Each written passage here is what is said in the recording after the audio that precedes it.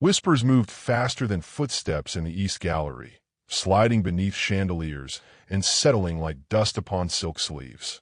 The woman stood alone near a marble pillar, gloved hands folded, chin lifted with practiced restraint, while curiosity sharpened into judgment around her. She was the Duke of Ashcombe's intended, yet no ring marked her finger, only patience. Widowed men inspired reverence, widowed fathers inspired scrutiny. Eyes measured her figure, her stillness, her suitability, as if grief itself required credentials. Somewhere beyond the doors, children laughed, then fell abruptly silent. That hush felt deliberate, like a held breath awaiting permission there. She had learned silence early, from rooms where opinions were delivered gently and hope withdrawn politely. Her beauty, when mentioned, was qualified. Her virtues, when praised, were practical. Tonight she wore dove-gray silk, chosen to offend no one, and pearls inherited rather than purchased. Servants passed without meeting her gaze, instructed by discretion rather than cruelty. Above, the great clock ticked with judicial calm. Each second felt like examination. The engagement promised security, not affection, and she had accepted that bargain soberly, believing steadiness a form of love. It was a philosophy that survived disappointment, but never fully silenced longing. The Duke himself was absent, which fueled the room.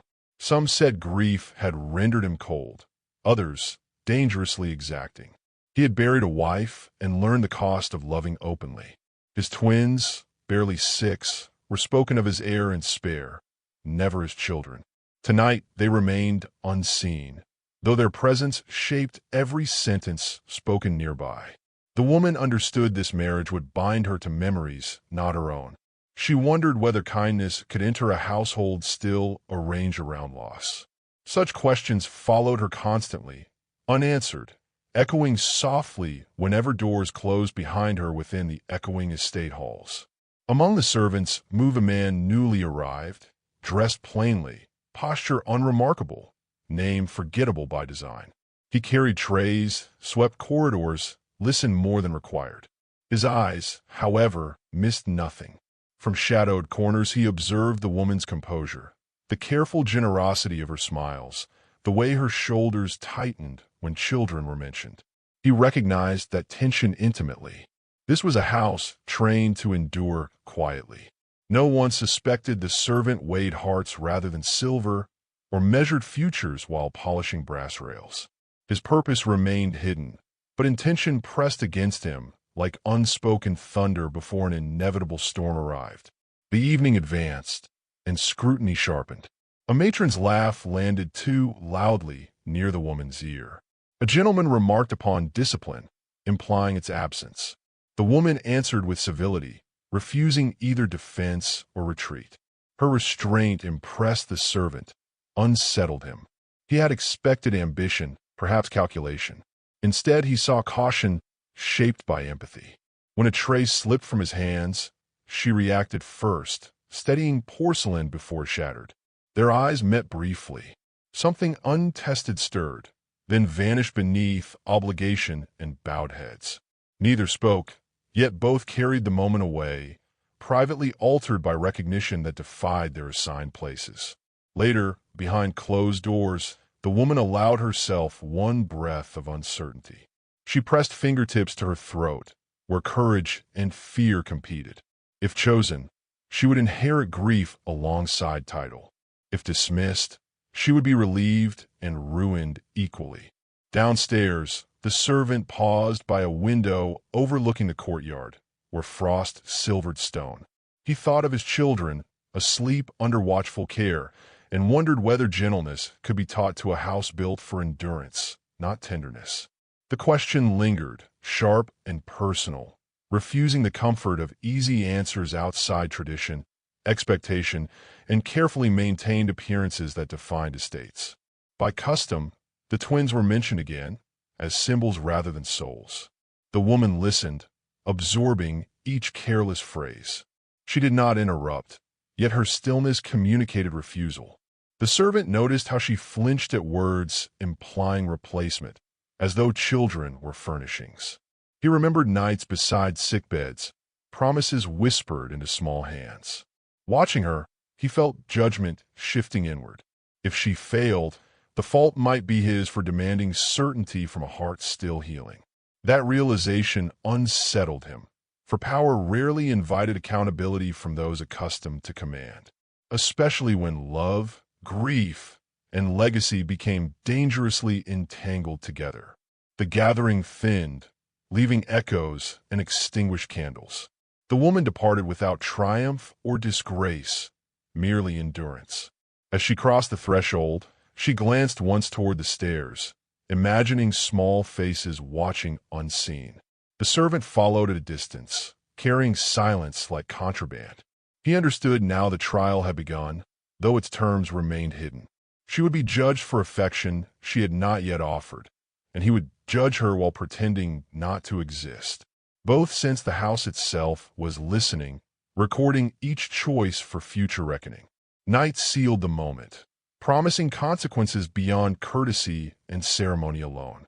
Outside, carriages rolled away, wheels whispering secrets into gravel. The woman paused beneath the portico, breath fogging the cold, and wondered who she must become to survive this bargain. Inside, the servant removed his gloves slowly, studying hands that had held both power and grief. Their paths had crossed without recognition, yet something irrevocable had shifted.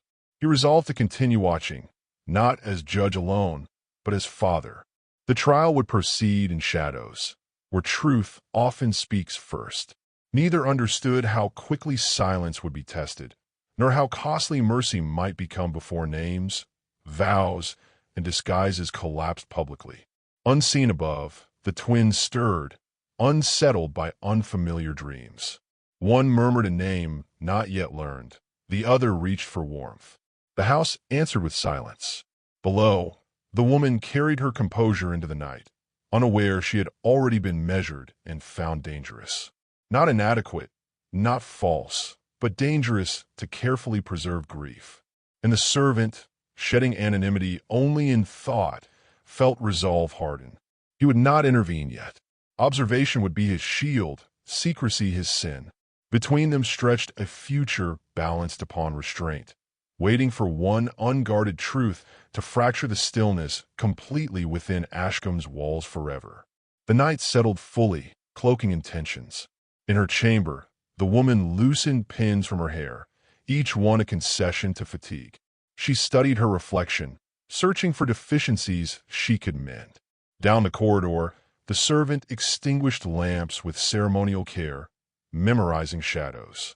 He wondered whether revelation would save or destroy them both. For now, concealment offered control. Yet control had always been temporary. Somewhere between corridors and conscience, the first fault line quietly formed. It promised movement, inevitable and irreversible, despite every effort to remain unchanged. Morning would demand answers neither silence nor rank could postpone any longer. Before sleep claimed her, the woman whispered a prayer for the children she had yet to meet. It was not ambition that guided her, but responsibility. In the servants' quarters, the man lay awake, staring into darkness, the weight of his name pressing hard.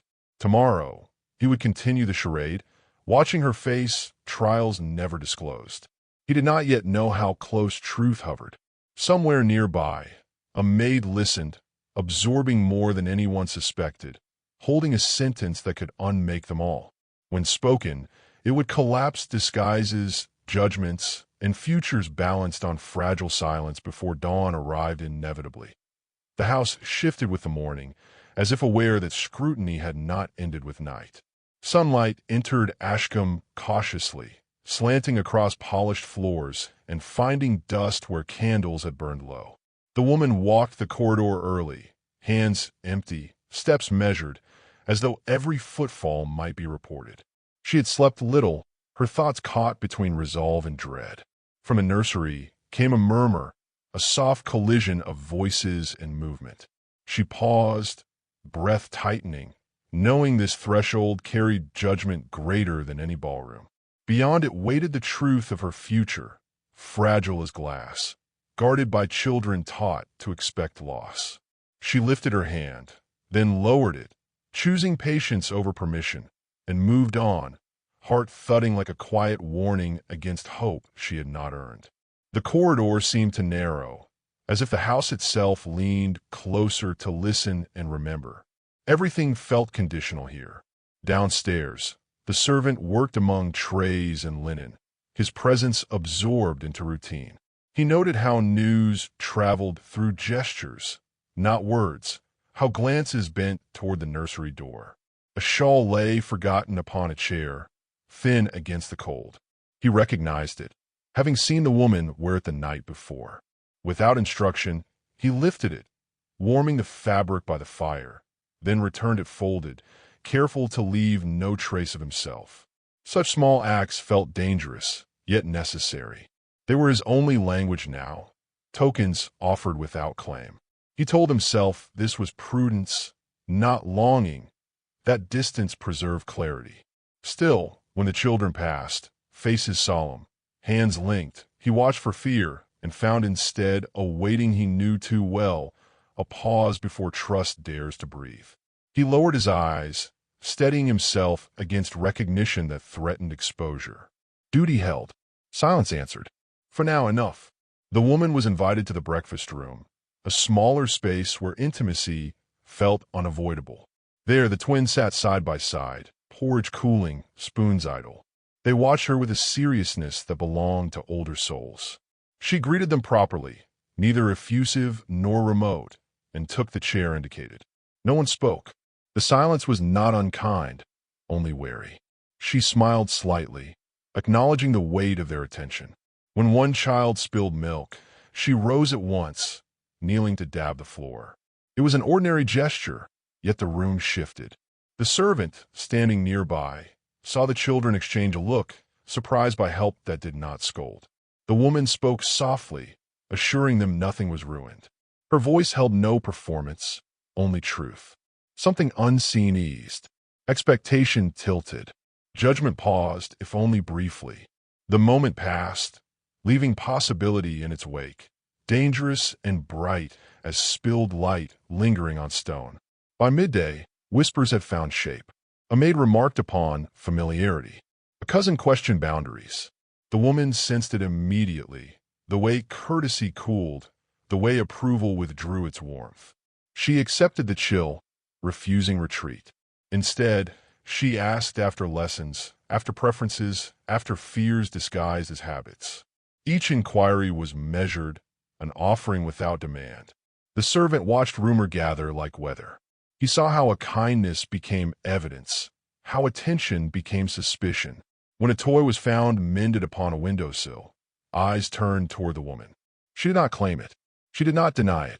She allowed misunderstanding to exist, believing explanation cheapened intention. The servant felt unease coil tighter.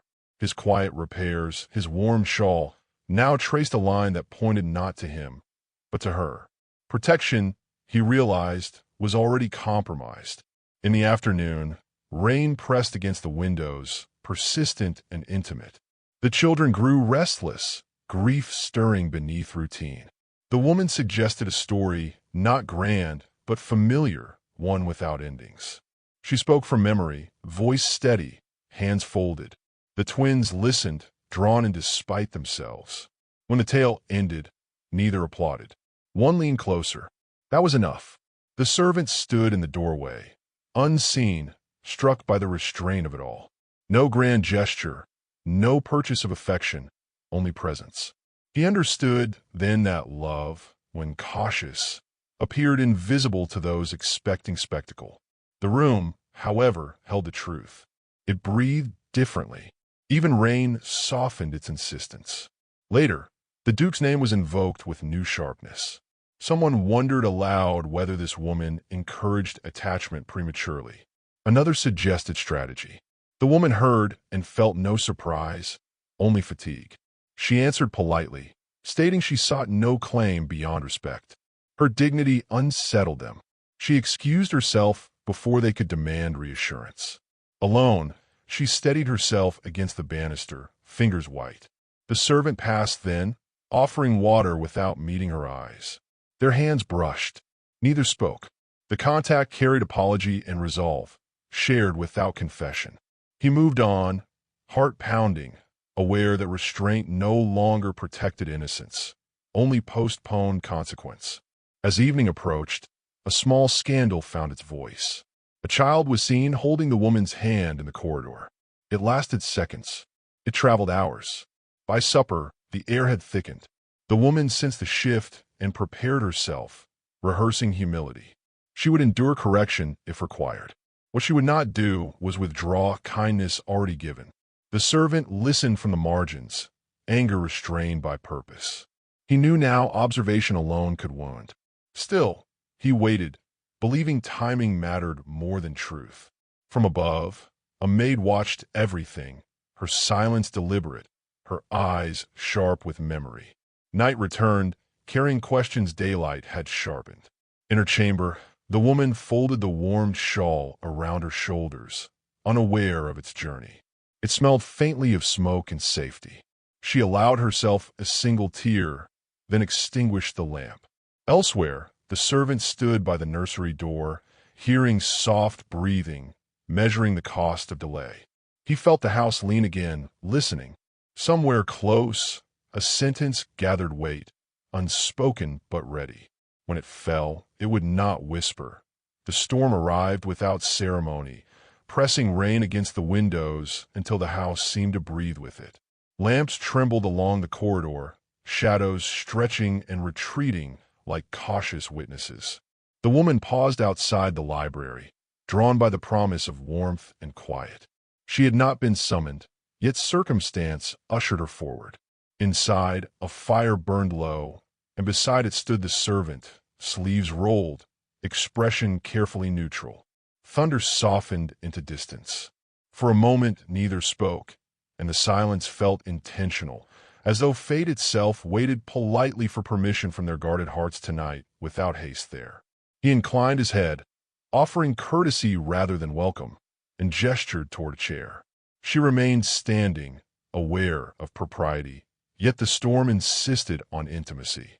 Rain drummed steadily, sealing them together. At last she spoke, voice even, confessing gratitude for the household's order for children's spared chaos. Her restraint surprised him. He had expected inquiry, perhaps complaint. Instead, she spoke of duty as shelter, of steadiness as kindness. The servant listened, hands clasped, recognizing language shaped by loss. Each measured phrase loosened something tight within him, though he refused to name it. The fire answered softly between them now. She finally accepted the chair, smoothing her skirt with careful grace, and allowed fatigue to show. The servant poured tea, movements precise, betraying training beyond his station. Steam curled upward, carrying comfort. She watched his hands, noting steadiness born of command. Without looking at him, she confessed fear, not of rejection, but of becoming ornamental. She spoke of children's grief as sacred ground, not territory to conquer. Her honesty stripped pretense from a room. He felt exposed, unseen armor thinning, as her words named truths he guarded fiercely alone. The storm held its breath, awaiting consequence and choice soon enough. He answered cautiously, revealing little, yet acknowledging understanding. He spoke of children needing constancy rather than spectacle, of grief that resisted cure. His tone carried authority, softened by humility, and she sensed depths he did not display. The conversation shifted, becoming something shared rather than observed. Outside, thunder rolled again, nearer now. She realized she trusted this nameless man more than those who addressed her by title. The realization startled her. Trust had always required distance. Now it closed, quiet and warm, demanding bravery. She had not rehearsed within the safety of shadows and rain-lashed evening hours together unexpectedly there. When the fire sank lower, she rose, sensing the moment's fragility. Gratitude hovered, unsaid, heavy as promise. He stepped aside, opening the door, their closeness narrowing dangerously. She hesitated, then spoke, quietly, admitting she feared disappointing the Duke more than losing him. The confession cut deeper than intended. He stiffened, the name striking like a bell. In that instant, concealment felt cruel. Yet he said nothing, only inclined his head. She left, unaware she had wounded and steadied him equally. The corridor swallowed her retreating steps, leaving echoes to accuse his silence long after doors closed behind them that night. Alone again, he pressed his palm to the mantel, breath unsteady. The storm mirrored him, restless, unresolved. He replayed her words, hearing sincerity where others sought advantage. Down the hall, the children slept, guarded by routine and grief. He realized her presence had already altered them, subtly, irrevocably. That frightened him. Change threatened the mausoleum he had mistaken for safety. Yet warmth lingered where fear once ruled. He wondered whether truth might liberate or destroy what fragile balance remained. The choice weighed heavily. Postponed by disguise, sharpened by growing admiration, he refused to indulge without consequence or confession from anyone. The following day dawned pale, the storm exhausted. The woman entered the nursery at last, invited by necessity rather than permission. She brought no gifts, only attention. The twins regarded her solemnly, measuring intent. She knelt to their level, speaking gently of mornings and weather. When one reached for her hand, she froze, allowing choice to complete itself. The servant watched from the doorway, heart-hammering. The child's fingers curled, tentative but real. In that touch, something decided itself. Hope, once theoretical, took breath and form, demanding response rather than patience from every watching adult present inside the silent house. Later, whispers returned, sharper now, accusing her of influence. She accepted them with quiet resolve, refusing defense. The servant felt urgency, rising, restraint fraying. He spoke briefly to a maid, asking questions disguised as concern. She answered sparingly, eyes bright with knowing. Something passed between them, a recognition of withheld truth. That night, as candles were lit, he sensed time compressing. Secrets demanded air. He wondered how long observation could masquerade as protection. The house seemed poised, breath drawn, waiting for a sentence that would fracture certainty and force revelation none could escape when spoken aloud before dawn by anyone. The woman, unaware of the gathering tension, tucked the children into bed. Careful not to linger, she whispered reassurance, then withdrew, leaving the door ajar.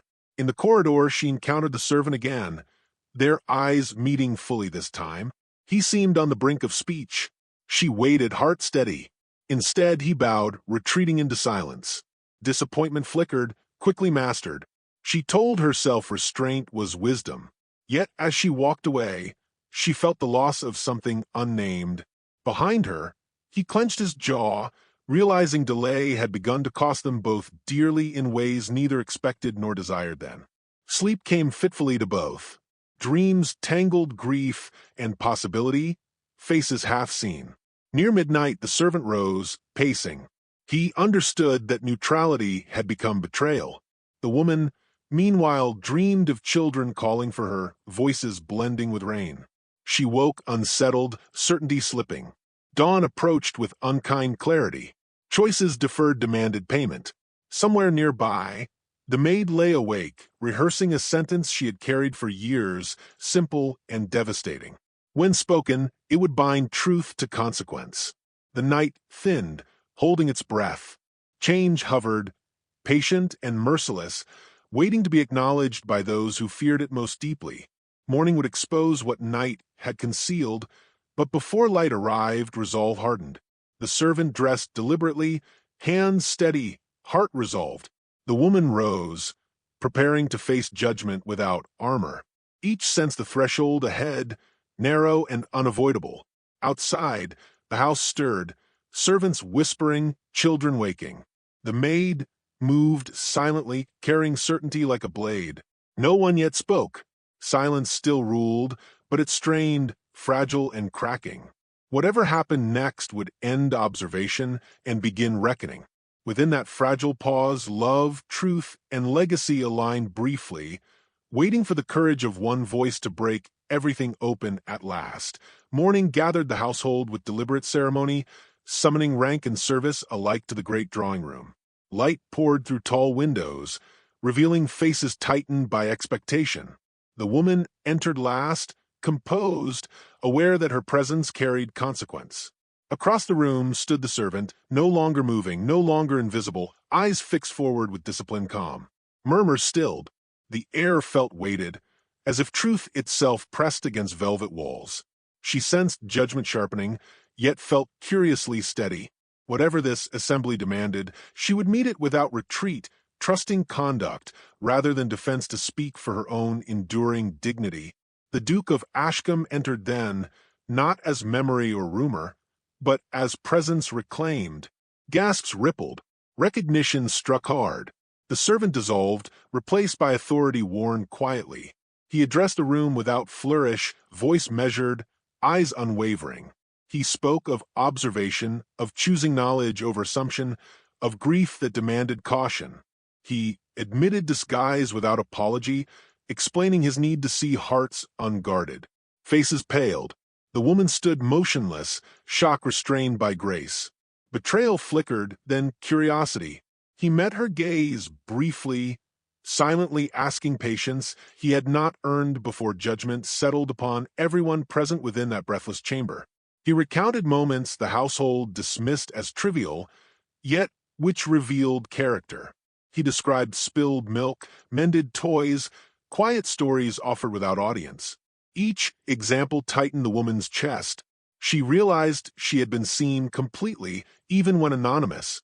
The Duke's tone held no accusation, only recognition. He acknowledged the children's response, their gradual easing, their tentative trust.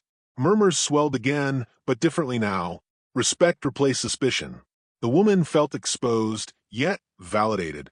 She understood this reckoning was not condemnation, but invitation, frightening in its intimacy and transformative for all gathered witnesses present under chandeliers burning relentlessly above them all. When he turned fully toward her, the room contracted. He spoke her name carefully, granting it weight. He did not ask forgiveness, nor did he offer excuse. Instead, he thanked her for patience given freely, for restraint misunderstood, for loving without promise. The words fell softly, yet landed heavily. The twins moved then, crossing the space without prompting, small hands finding hers. The gesture shattered remaining doubt. Tears threatened, yet she steadied herself, honoring the moment's gravity. The Duke watched, breath caught, realizing judgment had already been rendered beyond society's reach and expectation by truth quietly revealed before everyone present. Silence followed, reverent and charged. The Duke addressed the room once more, declaring intention, not conquest. He affirmed his children's choice, his own respect, and her dignity. Society, confronted, had no argument left. The woman felt the shift like warmth after long cold. Yet beneath relief stirred unease. This revelation bound her future tightly to his grief and power. She met his gaze again, searching for assurance beyond ceremony.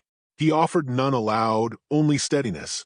The moment resolved publicly, yet privately demanded reckoning neither could postpone, without cost that would reshape lives irrevocably soon within Ashcombe's enduring walls for all. As attention shifted, a maid stepped forward, unnoticed until now. Her posture was humble, her voice clear. She spoke not to challenge authority, but to clarify truth. The sentence was simple, devastating in its honesty. She said the woman loved the children before knowing the Duke's identity. The room absorbed this quietly. The Duke closed his eyes briefly, humility overtaking command.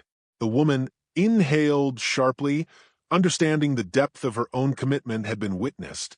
The maid retreated, duty fulfilled, leaving consequences suspended, inevitable, and profoundly human within the gathered assembly there as silence thickened further around every listening heart. The Duke turned to the woman once more, his expression altered, stripped of calculation.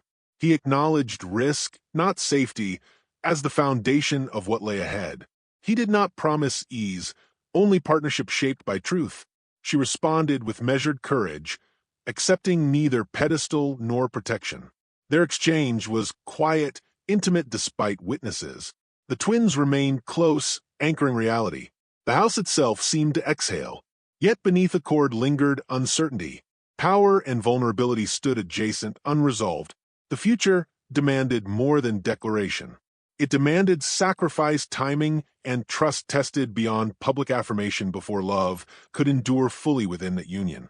Guests departed slowly, subdued, carrying altered perceptions into corridors and carriages. The woman remained, aware her life had pivoted irreversibly. The Duke dismissed the room, retaining only essentials. He asked her to walk with him briefly. Their steps echoed, measured, neither retreating nor advancing beyond restraint. Words were unnecessary. Understanding hovered, incomplete. Outside the windows, dusk gathered again. The house watched, recording new patterns. Both sensed this was not conclusion, but threshold. Secrets remained, grief endured, and love required proof beyond observation. The path ahead narrowed, illuminated only by choices yet unspoken that would define them both forever after tonight. That evening, the woman stood alone by a window, absorbing what acceptance demanded. She was no longer evaluated, but bound. The Duke joined her silently, presence steady. He spoke at last, acknowledging fear, not yet conquered. She answered with resolve, tempered by realism. They did not touch. The restraint honored wounds, still tender. Outside, lights glimmered across the estate, each a reminder of responsibility. The twins slept peacefully, unaware of stakes negotiated on their behalf. Love, they understood now, would grow not through spectacle, but endurance tested daily under watchful eyes of history and memory still present within every corridor. Elsewhere, the maid returned to her duties unnoticed again. Her sentence echoed privately, altering futures beyond her station. She understood her role had ended, yet consequence would ripple. In the servants' hall, whispers softened into respect. Truth, once spoken, could not be contained. The Duke retired late, burdened, yet clearer. He resolved to earn what observation had revealed. The woman prepared for sleep, aware rest would not come easily. Tomorrow would test declarations. Tonight had merely named them. Between those moments stretched effort, patience, and courage yet required from all involved hearts within Ashcombe's storied domain awaiting morning's demand inevitably. Night settled again, gentler now, though unresolved. The house held new alignment, old wounds exposed to air. The woman lay awake, listening to unfamiliar quiet, weighing courage against caution. The Duke remained awake elsewhere, confronting his own duplicity and hope. Neither regretted the day, yet both feared its cost. Love had been named, not secured. Outside, wind brushed the windows like a reminder. The future would not forgive hesitation. Somewhere in the darkness, resolve hardened, preparing them for trials beyond scrutiny, beyond disguise, where truth would demand action rather than observation before fate delivered its verdict upon every shared heart. Just before dawn, the twins stirred, murmuring contentedly, unaware their world had shifted. The woman rose, early, steadying herself for continuity rather than comfort. The Duke dressed deliberately, abandoning disguise at last. Somewhere below, the maid began her tasks unburdened. The house breathed differently, alive with possibility and peril. No one yet knew how swiftly truth would be tested. Love stood acknowledged, but unproven. As first light touched the windows, anticipation gathered. The next step would demand choice without concealment and mercy without certainty, binding them to consequences neither could escape when morning finally spoke its unforgiving, clarifying truth aloud. Dawn did not arrive gently at Ashcombe. It came clear and decisive, stripping the house of last night's illusions. Light entered corridors where truth had finally been spoken, and nothing retreated from it.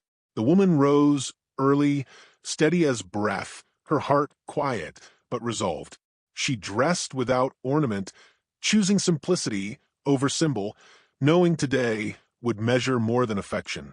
Across the estate, the Duke prepared in silence, the weight of his name restored, disguise discarded, conscience exposed.